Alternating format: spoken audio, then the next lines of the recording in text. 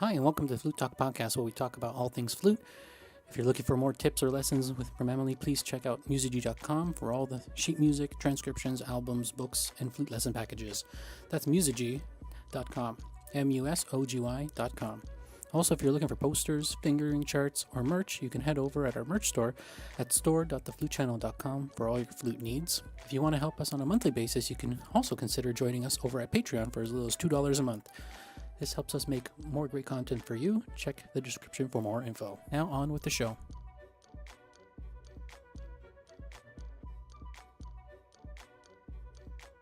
Hey everybody, welcome to the Flute Talk podcast. I'm Nick. And I'm Amélie. How's it going, Emily? Going well. Going well? That's good. That's good. How are you? I'm good. Just here to answer questions on the last Sunday of every month. So we're here live. If you have any questions about the flute, today we're going to talk a little bit about how to get better sound on the flute. I know it's a big topic all the time, but it's always good to come back and talk about it a little bit so everybody can get the hot tips for that stuff. It's a long life quest. Yeah, long life sound quest. on the flute. Totally. And also, we reached 170,000 subscribers this month, so that's pretty amazing. Yeah, that's very exciting.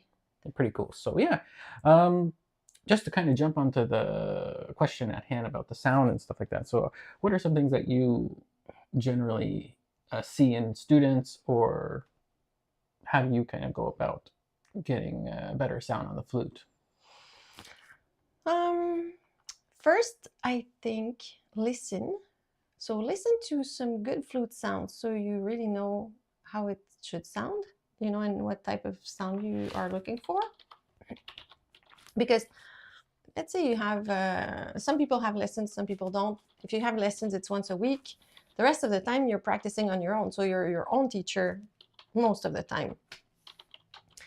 And so maybe you're your own teacher 90% of the time or something like that. Some people, it's 100% of the time. So listen to yourself. And then I would say maybe use a mirror to see your position and adjust, and you listen and you look and you try to figure out, What I see sometimes is people who move too much, the embouchure.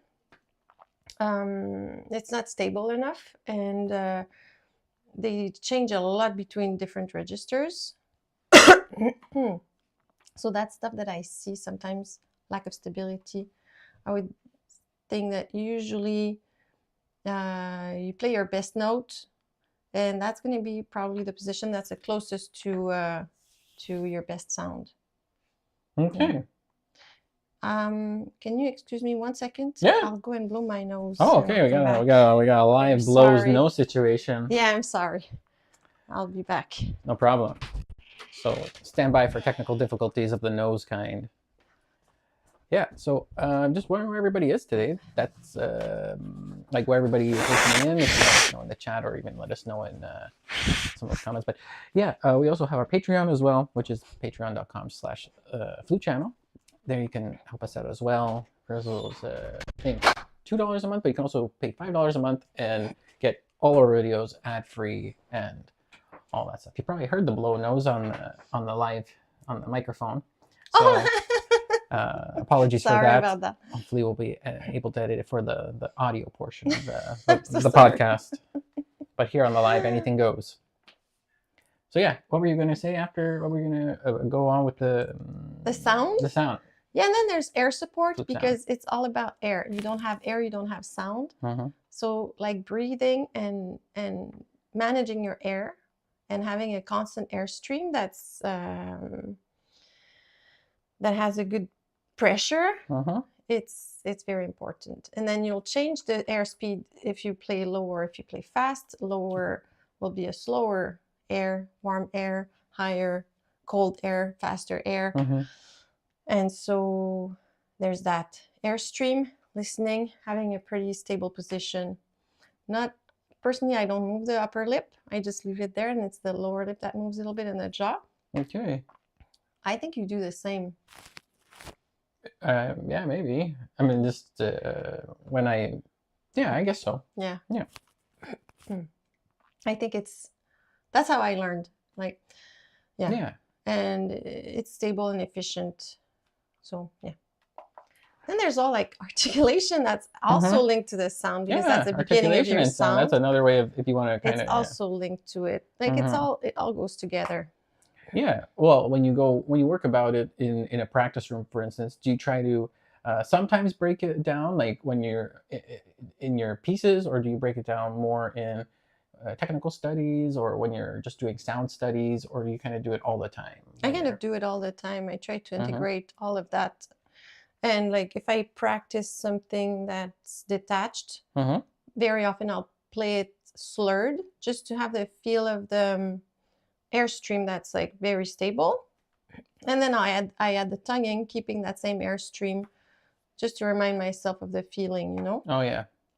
That I like the real good feeling of, because when we detach, like sometimes we kind of forget to keep that airstream, you know? Right. Yeah. So that's how I practice those things. I like to switch it around.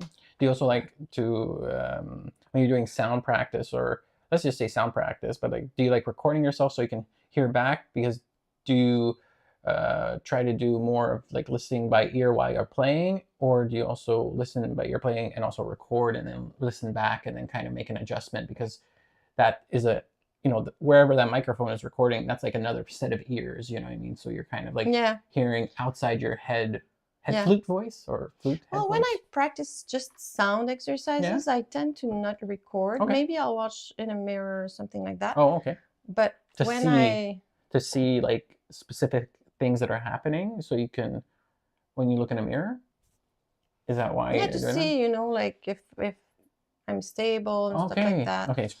Less now, but when I was younger, a lot. Now I kind of feel it. And when I practice like studies, maybe mostly pieces, I'll record and be more like, take the music and a pen and just go like, okay, measure here. I had a problem with breathing. Here I should do this. Here that was nice, because sometimes also I have to see like, oh, that part is nice. I'll do it like that again. You know. Oh, I like how you put, you know, more emphasis, really kind of like in practice, making sure you're stable, making sure you have these core elements. You know, that's a very important thing, you know. And so, well, when you have a cat coming in, because he was crying, it was making me so yeah, he was crying to get in and was making me unfocused. Yeah, if you want to have unfocused tone, have a cat in the room. So where was I going about that? Was or what were you saying, in fact? Yeah, just about like I use it more in repertoire. Yeah. Oh, okay, you use it in repertoire more. Okay, that's pretty cool. Did you use that? Do you use that when you practice? Do you record yourself? I'm kind of the opposite. I think you should kind of record as often as you can, because it's only going to help you with your general sound and stuff, and presence and all those things. There's so many aspects that you can have with a camera, or just even with audio. Like even if you just have an audio recorder and just record from a distance.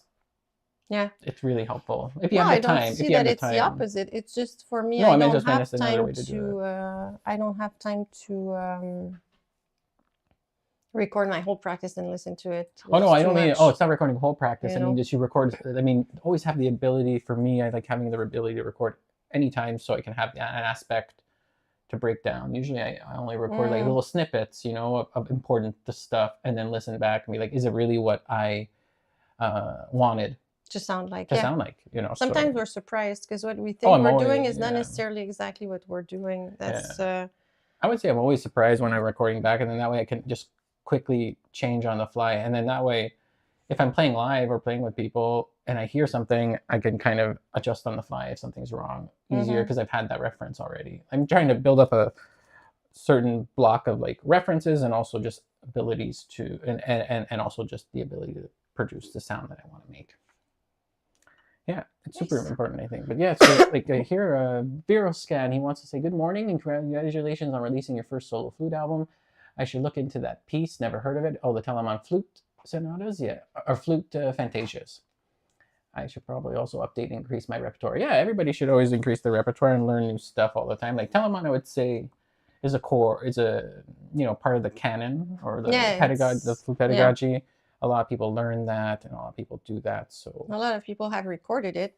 It's a big, important work of the flute. Totally, and you recorded it, and you can go and check that out on musigy.com. And you also have the PDF there and the album. It's pretty cool. Yeah, and in the PDF, it's my own edition. You have like the articulations that I added and the dynamics, and also some, for the repeats, you have the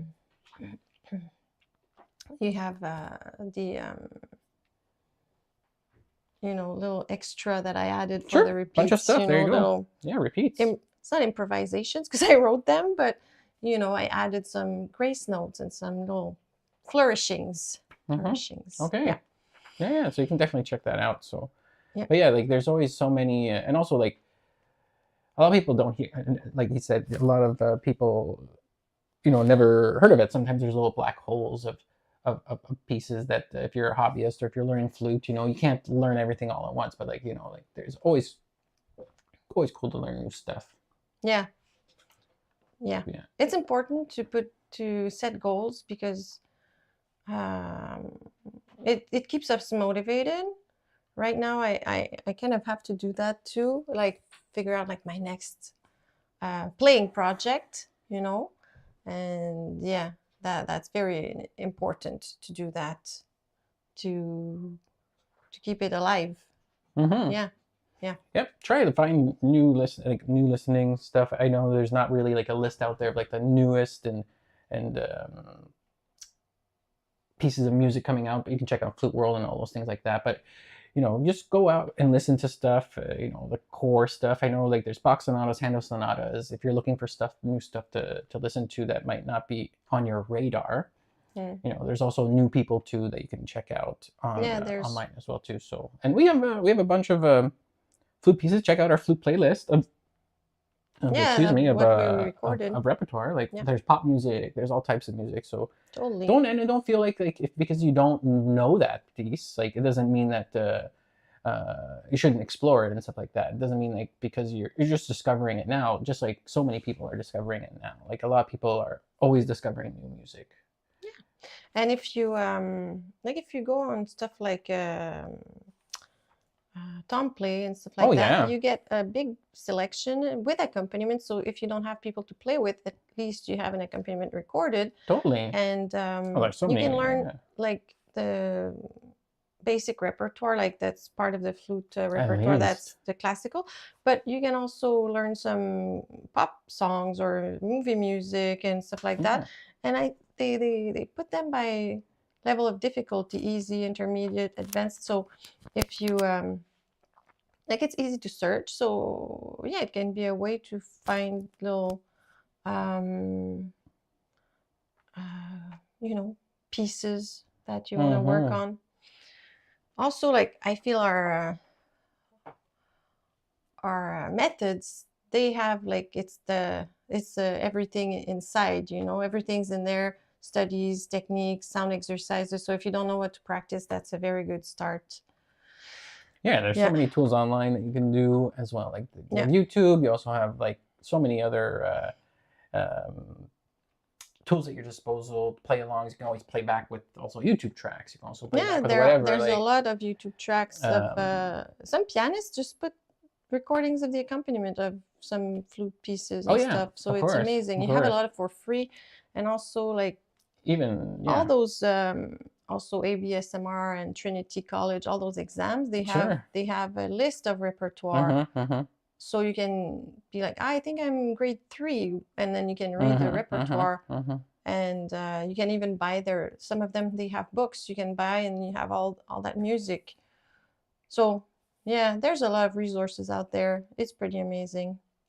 Yeah. For people who let's say don't have a teacher and want to progress and don't have someone to tell them like practice this. I used to do for fun. I would play with recordings like front and back. I would just play them and I would play along with them, like other flutists and stuff like that. Just because eventually I was practicing so much that the piece was getting boring. So I'm like, oh, I'll play with all these. I'll play different versions along with other flutists, and every single person always played considerably differently, and I always had to make quick adjustments on the fly. But it gave ideas so that when I had rehearsals again, I could maybe add things, or maybe even get rid of things if I thought like, oh, maybe I was doing this too much. Blah blah. Maybe blah, you blah, can you pick from different flutists. Yeah. You know, you're like, oh, this one does this here, this one does this here. Yeah, your own style and taste. That's how you make your own style, by imitating others. You start by listening and taking ideas, then you kind of it just makes a mix inside of you, and it becomes a it's new something thing. that's definitely not like looked down upon. It's something that I think is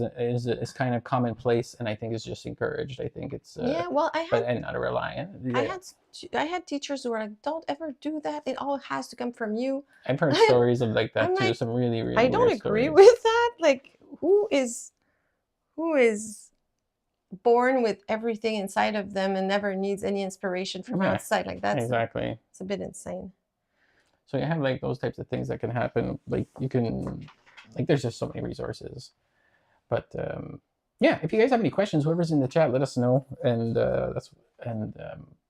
I know Viper Queen says hello, and also Elizabeth Alexander says toot toot hello. Yes. Yeah, this is a chance for everybody here to, if you have any questions about the flute or about our topic, which is like, you know, how to get better sound on the flute, let us know, and we can answer those questions here live right away. I remember last podcast, I think we were talking a little bit about, like, again, back with the new repertoire and stuff like that. Like, have you found any, are you trying to work on little things? Because you're kind of hinting that you're working on little projects or something like that. I think you were working on like something like Vivaldi and some other stuff too, or just for fun. Like, what are you previewing a little bit? Yeah, well, I love Vivaldi, and I like his concertos a lot. So I was working on one, and I thought I could record it. And also, like, when I did a master class for the Hawaii Flute Society, someone was supposed to play a piece, and I didn't know it, so I started to learn it, and I loved it. So maybe I'll record it. What was the name again? I don't know. Oh, it was a contemporary composer, a woman composer from New Cocopelli, York. probably Cocopelli, the solo flute piece, Cocopelli. Yeah, I think it was by Catherine Hoover. Catherine Hoover, that's it. Cocopelli is a piece. And I thought it was super nice, and I read a bit about her, and yeah, so maybe that I'd like to look at that. You know, maybe I should look at all the flute repertoire I haven't learned and get on with it, you know, learn everything. Learn everything, yeah. That's the goal. This That'd way, be an ongoing project forever. I have my whole life. Yeah, you'll never run out of things to do. Yeah, and I think I'd like to compose, but yeah, it's a. I'll see. Yeah, I have difficulty finishing what I start. You know, I improvise, and then I lack the discipline to sit down and write it. Okay. Yeah. Oh, okay. When you actually want to compose. Yeah, exactly. It's like, again, if a recorder helps, it kind of. Yeah, totally. I could do it. that. Yeah, and do those types of things. Totally. And then, no, okay, that's pretty cool. So then, yeah, what else was there? I know that, well, we have a couple things that are going to be coming out soon. Like, we have a couple things we'll work on this week. Some new flute tunes will come out soon, and then also the technique book as well. Technique and sound production is another thing that's super important. Like, when we were talking about articulation, trying to jump back about to sound production, is there certain rules you like to follow when you want good sound production in your articulations? That's a question I just have in general. For me, it's a lot about stability. Stability. That's good. If you tongue and the whole embouchure is moving, it's going to affect the sound. So stability, and you shouldn't see anything from the outside, like it shouldn't be seen too much, you know, like the lips shouldn't be moving too much, and like extremely, like if there's obviously like you can see air and air reacting to the lips because of velocity, that's okay, but it shouldn't be like blubbering or movement or anything like that crazy. Okay. And the flute has to be stable also on the lower lip and the chin, you know, like if your flute is so easy to move, then you lack stability, and if you get a bit nervous, it's going to move all over. So but you don't want to, oh yeah, you don't want to push too hard on your jaw either. Just enough that it's stable. And then so there's that stability. And then also tonguing, it's all about when you release the tongue to let the air go. So when you understand that it's not when the tongue hits, but it's when the tongue gets out of the way, that's the valve. the tonguing is better and more precise. Even when I start a first note, sometimes I put my tongue there and I put the air just in the back, everything's ready, and I just go, I remove the tongue and the air just goes. So this way the mask, you know, the whole position is already there, and there's no cracking the first note. Right. Same when you breathe. When we breathe and then the next note we tongue, sometimes it cracks. That's because the mask is not there. You know, so this position, like I call that the mask, but it has to be there for the sound to be nice. So you're saying it's really like more about the release than the attack. It's more about the release, and the it's attack more is about the release, in fact. the mask. You know, the attack is the release. Yeah. The attack is the release. It's when the air, when the tongue moves out of the and way and the air goes in, and it goes and it does its thing. Yeah. Then reacts. It's not. No, it's not that. You know, yeah. So when you feel that, for me it was a game changer. So it's that and the mask. And the mask. That stable position, I think that makes the sound not crack. Okay. Right. Yeah. That's interesting. That answers a lot right there. So hopefully that can be something that you can take with you. Or like when we take a quick breath between like if you, like, I don't know, when I play, I breathe in, I don't necessarily open my mouth a lot. You don't need to do that big movement. No. And if you don't, then you're closer to your position, and then there's less risk of cracking that next note. Yeah, of course. Yeah. Piccolo Phoenix, he wants to know, do you have tips when you have to keep your foot elevated for being able to play? I'm currently playing while recovering from a surgery, and it's been probably tougher. He's probably going to write more, but okay. Sir, okay. Oh, because you have to leave your foot up like on a stool or like. Okay. Yeah. I guess it's something like that, like to keep your foot elevated while being able to play. Oh yeah, it has to be something like that. Oh, that's very, I've never heard that question before, but yeah, I would say like try to find the most comfortable chair you can, and then obviously you have to keep it elevated. But I mean, if you have to keep it elevated by playing in a concert, that's different too. I think if you have to do that, obviously you have to play sitting down. Yeah. And I think you should look into some cushions for your lower back, because it's tough to have your foot elevated and keep a straight back. Yeah. And you'll get tired and you'll have lower back pain probably. So like, make sure you have a cushion in your lower back, I would think. Yeah. And then that will bring your upper body a bit forward, because if you're too much backwards while you play, it's going to be tough, I think. That could be something, like trying to find the right... That's okay. It's fine, please. We don't need to on the show. I'm so sorry. People listen to this. It's an audio medium. So sorry.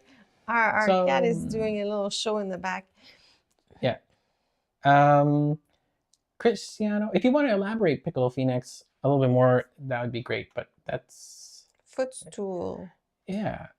Yeah, footstool for like piano, like guitarists and stuff who they have footstools. You can do that, but I mean, elevated if you have a cast, if you need to have your foot elevated, like because it's injured and you have a cast or you have something like that, and you have to keep it elevated. It's really something that you have to have, like a piano bench, like a piano bench or something that can do that. Maybe something higher, or a chair, but then. If you're playing, I really think you'll need this back support. Yeah, exactly. Cristiano Suzuki has a question. I feel like my flute moves upward when I play B flat. Any tips? Oh. Do you play B flat with the thumb or with the long fingering with the index? Maybe when you move your thumb, you tend to push forward. I don't know. Maybe your flute is not stable enough on your chin so that it can move. Because like, I feel exactly here where the flute has to be on me. So I go like this, and I put my flute here, and I know exactly where it is. Oh, thumb. He says thumb. Okay, so I guess when you, that is not stable enough, then when you switch it, yeah, I can see that. Oh yeah, it goes up. Makes sense. I think that make sure that it's stable and you feel exactly where the flute is. Yeah. Like it's really a lot of feelings, because also we don't see what we're doing. Like we don't see our fingers, we don't see, right? You know, yeah. We really have to be in tune with the sensations, Oh yeah, all the physical sensations. So try to remember like where to put your, where you feel the little edge of the hole here. You know, you feel it here, and then make sure that with your left hand you're pushing the flute towards your jaw, and with your right hand you're pushing the flute towards the front. This way, it's stable. You know, you don't want to push too hard and hurt your jaw, but you want it to be stable. And then it should be tough to move forward, but it's because your thumb is not going just in a left and right, but your thumb is pushing forward too. So I think you'll need to practice slowly with a lot of intention and a lot of like trying to feel the sensations, a bit like a meditation where you're trying to feel things and you're trying to, you know, calmly just trying to figure it out. And when you do that, you don't want to get bored or, you know, get obsessed with it. So like maybe do a couple of minutes every day of switching from B to B flat on with your thumb. Maybe 2 minutes a day. You put an alarm, you go 2 minutes of doing little exercises. Could be just doing you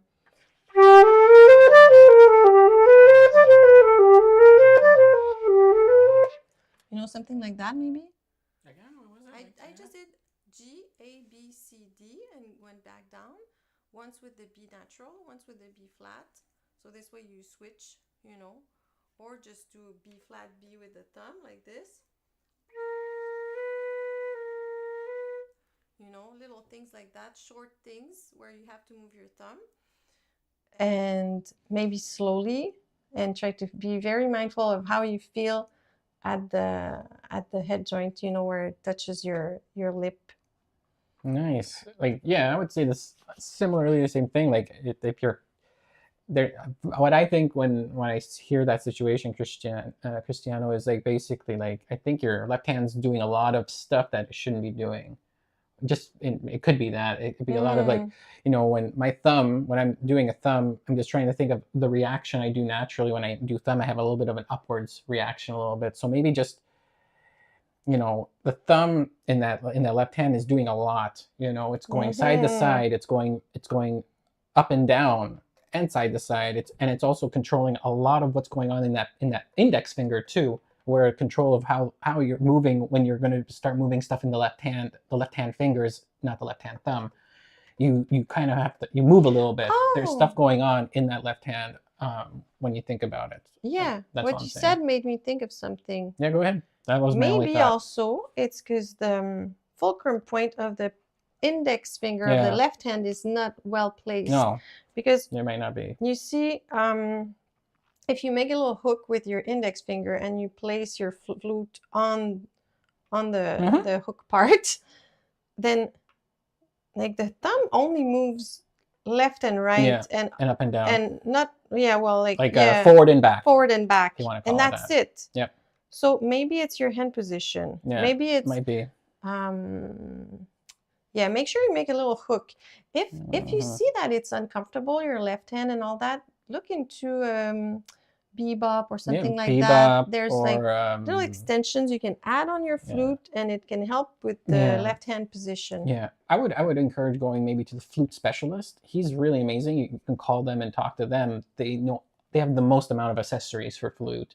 It's for people who are need accessibility, better accessibility to playing the flute, which I think a lot of people do, and more as I grow older, I think the percentage is higher. Like more people than not need a little tool somewhere on the flute, because the flute is just not built ergonomically for people. Yeah. It's built for what I've noticed is it's really built for big people. Like when I see big flutists, like flutists who are tall and stuff like that, Have like big the flute, big hands hands, the flute looks perfectly right. Yeah. You know, it looks like it works well.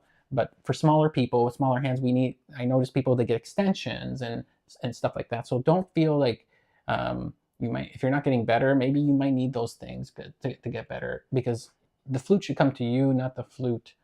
And you know, the important thing is the result. So Yeah. if a little thing like that helps you, just use it. Use it, yeah, use it totally. Oh, thank you Cristiano so Suzuki, much, 10. Oh, Cristiano. cool. That's amazing. And we've achieved our goal, but you can still give us super chats, but that's cool. $10. Thanks so much. It's amazing. Thank you. We love that. That's awesome. And so, yeah. Oh, there's an elaboration, I think. Phoenix, he or she's been using a knee scooter for rehearsal. So they put their knee, and I've been sitting further back in my seat, but I play in an orchestra this weekend and struggling to get a full sound. Oh, okay. So you see, if you're using that in orchestra, I would ask if possible. Oh, it's the person who asked about the elevated foot. Yeah. What's a knee? Knee scooter? That you put your knee on it while and you can move around with it. You know, it's like instead of using a thing that like crutches, you use a thing that has 4 wheels and you put your knee on it instead. Oh. And you roll around like a roller skate. That's cool. I didn't know about It's just gigantic. That. It's just very big. It's like a bike, basically. It's like a scooter for the knee. Okay. So, but if you have to keep it elevated in rehearsal, I would ask the stagehand for an extra chair or something in space, you know, so you can have it elevated. Yeah. To get a full sound, like I understand you just have to understand that you're also in a healing position, in a healing state, because of your knee or your leg, if it's broken or whatever. Like, I would try to be like not too hard on yourself and try your best. But I still think that if your leg is elevated, naturally your upper back will be back. Yeah. And so that's difficult to breathe and play when you're like, we're always like 90 degrees with our legs or a bit forward when we play. It's very rare that we're like this. So that's why I was saying maybe a cushion. Leaning back in a cushion. Maybe having a nice cushion that will push you a little bit forward. Oh, forward. Okay. Because like because when you lift your leg, you're already engaged because the foot's but then you can't really breathe well when your abs are engaged like that. Maybe laying back could relax instead of going more forward. I don't know. Like playing like this? Yeah, I think just really being relaxed, like in a bed. Like I'm not asking for. But then it's tough to read your. Yeah, it's tough to read the music. No, I really think forward. You need a cushion to push you back. Yeah. To push you forward a little bit more, because like of course with the leg elevated, you need a chair, and then you need to bring some type of thing for your back to help you get in a more upward position, because it's easier to play. Because if you're backwards, it's tough to breathe when your abs are kind of engaged to just keep you there, and you know. Hopefully that answers your question. Let us know how that turns out. Koi Vieira Pinto wants to know, do you think overtones are as helpful to flute as to saxophone for tone quality? Yeah, there's a whole entire like sliver of the pie that's devoted to that. It's very very good exercises to do. All the tones, you know, there's like the overtones, and there's wolf tones, and there's like whisper tones. There's all these types of tones, you know. But overtones are very good to work on. And harmonics, you know. Harmonics are overtones. Yes, harmonics, overtones, shared word. It's the same thing. Yeah. You can practice those. They're very good for the flute sound. They're good for your high notes because they're gonna show you how to hit them. You know how to get there. Yeah. But they're also good for your low notes, because low notes have all those harmonics inside of them, and it will enrich your low notes. Yeah, that's exactly it. Like, and what was the thing with the and if you can work with drones too, drones are very helpful. And if you can also, I used to be crazy and I used to record my harmonics at long versions and play them back, and I would play my regular note with the harmonic, because my drones couldn't produce those tones. So I made the tones myself, and then I played those so I can hear the difference. So a drone is just a one sound. and it's being held. Like Yeah. I have an old machine that does it. Yeah, I have an old some tuners do it. Tuner that has it. And this way, if I practice a scale, sometimes let's say I practice F major, I put my drone on F, and then I play all the notes and I try to listen so that every note is in tune in comparison to that F, you know? Exactly. And that's good for your intonation, your ear. It's a good thing to develop. I was so happy this week because one of my students at home, he was preparing for a big solo in a competition, and I was like, oh, let's work on intonation. And so we used the tuner to just play it and, you know, see if it was in the middle. And then I put a drone and we played it again. Then he played it again with the recording, was in tune. Then he wrote to me that the judges said that it was, the flute was so in tune. And I was like, yes. Amazing. So use those tools, you know, use tuners, use drones, use everything you have. Like when I was studying, we had this idea that, you should have it already, kind of, you know. Oh, you shouldn't use a tuner. You should just use your ear. Why? If it helps you see, like, because sometimes if you always play, let's say the C sharp's always too high, you might think it's the way it's supposed to sound. Or sometimes we even over correct. Let's say the C sharp's too high, we lower it, but we lower it too much. Sometimes it's good to have a visual cue and we can adjust, and then we're still paying attention. We're still developing our ears. One is not exclusive to the other, you know. We'll answer a couple more questions, but these are great. Cristiano Suzuki also wants to know, do you remember your struggles with learning the flute in the beginning? I'm a new learner and getting better, but so slowly. Yeah, it's very slow. But for me, it was very slow. It was like I never even felt better until like 5-7 years after. But that's just me. But I played too. I still love playing. So. But I still love playing. Fast. Yeah, but I still love playing and stuff like that. Like for me, it was a little bit fast. No, it's fast for you. That's great. Because I was in a context, you know. I got in a program where I played the flute every day at school. Like we had a band class every day for an hour and 15 minutes. So I would play that. Plus we had rehearsals on at lunch sometimes and or after school. And also I had private lessons with a super good teacher every week. And when I got in the class, the school year had already started. So the other kids were already good and I didn't know anything. So I was like very highly motivated because I had to catch up to them. So the context made it kind of fast for me because I had to, you know, like how I was like, oh my God, they can all play those things. I don't even know how to assemble my flute. So like I really put a lot of, like, that's the thing. When you're a kid, you don't have to do the dishes. You don't have to prepare anything. Like you go to school, and if it's there in school, you like just by being in school, I was playing 2 hours a day. Like it's gonna go faster than if I'm learning the guitar now.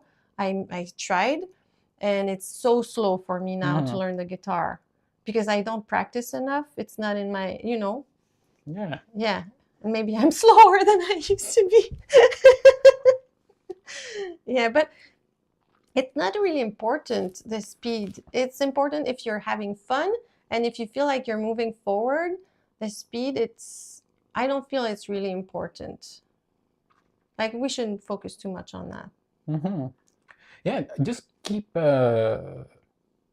just always be, you know, self-motivation is the thing that all people need if you're not in a special situation like being young and going into school. If you're a person who's starting when you're an adult, which is most of our fan base and stuff, is keep the motivation alive. Always do the things that you loved to do right at the very beginning when you wanted to play and start playing. Like keep those things always in your practice a little bit because you always want to keep it fun and you always want to have that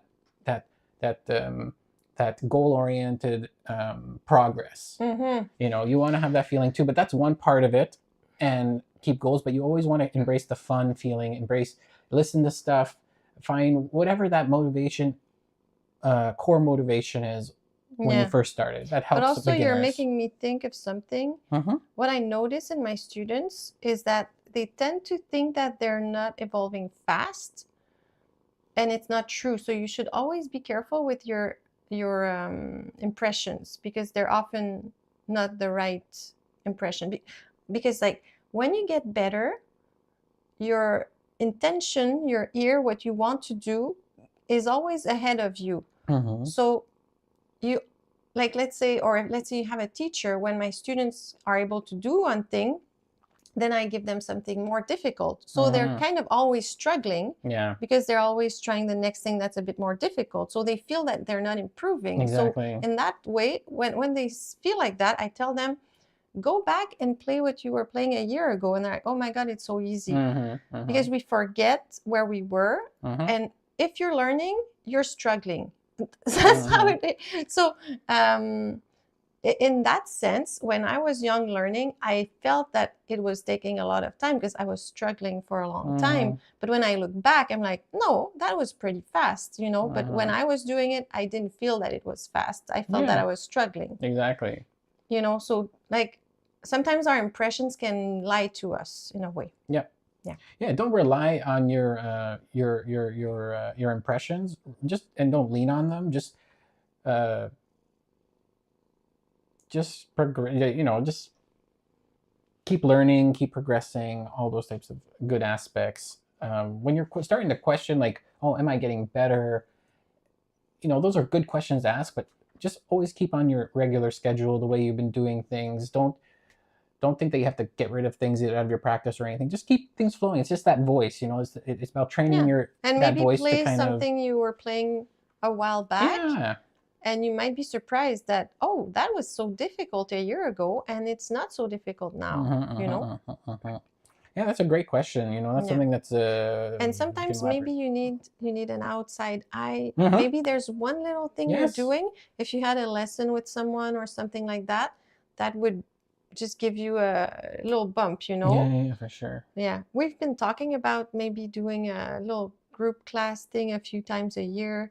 That could be affordable, but like a cool way of learning. Yeah, and deep dive, like, you know, also learning from each other, because when it's a group class, when you see someone else, is like, we usually have all the same difficulties. It's very like it always comes to the same things usually. So seeing someone else, it's really helpful, and then like we can help each other this way. I always find that that's like the fastest way to learn. That could be a cool thing in a group format. To do. It accelerates the learning process. I always find whenever we have those types of events live or whatever, is everyone comes out of it with. Everybody comes out with what I found a different aspect. It's not like everybody kind of agrees on like one core thing maybe we all did together and we're all happy about, but when we leave, we actually all have these little aspects that we all got from something that will just accelerate our playing in general. We'll answer one more question. If you guys have any true diehard questions, let us know in the comments, but I just wanted to do a little review about all the things that we have going on, and that's like patreon.com/the Flute Channel. That's where you can go and see all of our content commercial free for $5 a month, or you can also just be a member and just get certain feeds and stuff like that for $2 a month. So you can go there. Also, our merch here. I have one of our sweaters over at store.theflutechannel.com. And also we have mugs and all types of different things, and posters, flute fingering posters and all those things that you can check out at the store.theflutechannel.com. And also we have Musigy, where our Emily's album is, and also all of our flute methods, our beginner and intermediate methods are there, and also sheet music. You can go to musigy.com and find all that there. And also you also have the Flute Studio has a couple of openings if you guys want to have lessons as well. You can email us at info@theflutechannel.com. And also here, you know, we do the podcast on the last Sunday of every month. And you can subscribe to us on Spotify or on Apple Podcasts or wherever you find podcasts. You can also go and review our podcast. We really, really love the reviews. If you have reviewed before in the past, we actually need your review again. So go and check that out if possible over an Apple Podcast, because we had to re-upload the entire podcast this past year. But so we would appreciate all of that as well. And then also the YouTube channel, we just reached 170,000 subscribers, which is amazing. But if you're just watching this now or listening to this, go over to our YouTube channel and give us a like and a subscribe. We really love having you guys there at the community there. Totally. Anything else I miss? I don't think so. No. We're pretty good. Cool. I've been practicing. Mary Gray wants to know, any thoughts on Woodify that supposedly improves tone? Well, we did a video about Woodify. If you've watched our video, Mary Gray, about a couple years ago, we worked with them, and you can watch that. But like Woodify, the Lafrec thing, right? There's a Lafrec I think Woodify thing. is a cheaper product. Yeah, like not cheaper. It's a more budget-friendly option. It's more affordable. Yeah, That's more what I affordable. meant. Sometimes my translation is not the best. Sorry. It's for specific people, I guess. I'm indifferent about it. I don't think it's not for me. Let's just say that for me. But I know you did a blind test, and we did we did a blind test. It had an impact. I think some impact. That's your if you think so. I don't know. Like, it's always difficult with those things to know, is it the thing, or is it psychologically I know it's there, and I think you feel it. Like, I think sometimes our whole thing with gold and all that stuff, and it's a bit of okey pokey maybe. Like, I remember a physicist who was friends with a lot of flutists that I knew, and he was like, you guys, it's not possible. Like, the science doesn't back your claims, and it changes your sound. So, but again, it's something that I think the biggest thing that can always fix your tone or fix your sound without you changing yourself is the head joint. And also making sure your flute is sealed, like sealing properly. You have to make sure a properly tuned flute. Go and get your stuff, checked every year. If you're playing all the time, if you're a professional or even an amateur who plays a lot in band stuff, once a year, just do it, because you need your flute. You're going to sound better. You're going to take out the flute. Even if there was a problem that's still there, most of the whole entire flutes would be sealing at least. Because if there's a leak, no type of thing you can add on your flute is going to fix that. No, because it's already your flute to not leak. And like, maybe you change your head joint. If the flute, if you like the mechanism of your flute and all that, but you want to improve your sound, maybe try different head joints. Exactly. That's a cheaper way than changing the whole flute. Or at least just if you're not obligated to buy, but you have a chance to try a bunch of head joints, try them, because then you'll realize like what real aspects are happening physically in the tone hole, because each head joint's different. Each person who's carved the head joint is a different person. So there's the little micro aspects that are different. You can try like that and give it a shot. But if you want to try those things, but like the Woodify wasn't that expensive, so if you want to try it, if you feel like that's something, exactly. But yeah, one day I might do another video about that, but because there's a lot more new stuff out there too, and there's also like stuff you can do in the head joint in the cork as well. Like, you can use, instead of cork, Delrin, which actually seals better than cork, because cork is porous and it has so many little. It can seal, but it's not like Delrin, which is this thing that's very easy to install. I have that on my flute, Delrin thing from Flute Stoppers or something like that. I think the guy's based in Philadelphia. Very cheap, very good, super good seal. A lot of head joints now use his product, and it's super cheap. If you type like Flute Stopper or Flute Delrin, Delrin, and then Philadelphia or something like that, you'll find it, and you can do it yourself. He gives instructions and stuff, and if you give them the flute make and stuff like that, you can do it yourself, and it's actually very, very. I think it was not possible on mine. No, because it's a different custom. But most flutes. Most flutes, because you have a custom head joint from a custom maker. So yeah, that's it, everybody. That's our show. We will be back with more Just Practicing in the next couple of weeks, and also, like I said, at the end of April with another podcast episode. Thanks for the questions. Thanks so much, everybody, and thanks for the super chat. You make it alive by you make it alive. Yeah, people by make it asking alive, questions. and we love it very much. And thanks everybody again so much. And thanks, Lance, for the congratulations. Oh yeah, Lance was in the chat too. He was the organizer for the Hawaii Flute Society event that we did in February. Yeah, we're gonna have some clips out on that soon. We're just working on that with Lance, so we're gonna try to send those over and get those out so you can see a little bit of those things in action, and also more videos and everything else coming up in the future. If you have any questions, please leave them here in underneath this video. If you are watching this live or watching this later, please leave a like on this video and a comment. And share it if you want to people. I always like having more people over in the podcast community. We like having you here. Yeah, is that it? Yeah. That's everything. Thanks everybody so much. Have a wonderful day. Thank you.